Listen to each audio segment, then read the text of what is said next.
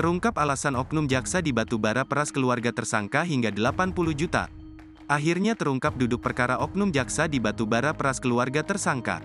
Beberapa waktu lalu viral video seorang jaksa wanita berinisial EKT di Kabupaten Batubara, Sumatera Utara, diduga memeras keluarga tersangka narkoba. Diduga jaksa tersebut meminta uang sebesar 80 juta rupiah kepada ibu tersangka narkoba itu. Dalam video terdengar suara ibu dari tersangka narkoba mengaku tidak memiliki uang lagi untuk membayar jaksa tersebut. SL, ibu tersangka MRR, sempat merekam aksi dugaan pemerasan itu. Menurut Tommy Faisal Pain, kuasa hukum pengacara SL, kasus itu bermula pada tanggal 12 Januari tahun 2023. Saat itu polisi menangkap MRR dan temannya karena kepemilikan sabu.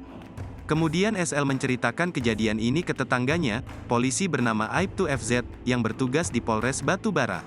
Aibtu FZ lalu mengarahkan korban untuk berjumpa dengan jaksa EKP agar kasus anaknya bisa dibantu.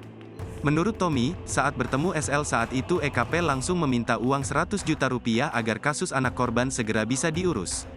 Menurut EKP, jika uangnya tidak diberikan, anaknya akan dikenakan pasal sebagai pengedar narkoba, padahal SL meyakini bahwa anaknya hanya sebagai pengguna narkoba. Setelah itu, EKP melalui pegawai honornya terus meminta SL untuk segera melunasi sisa pembayaran. Korban pun terpaksa mencicilnya tiap minggu. Namun, SL akhirnya tidak tahan atas perlakuan EKT itu. Dirinya pun diam-diam merekam aksi pemerasan itu.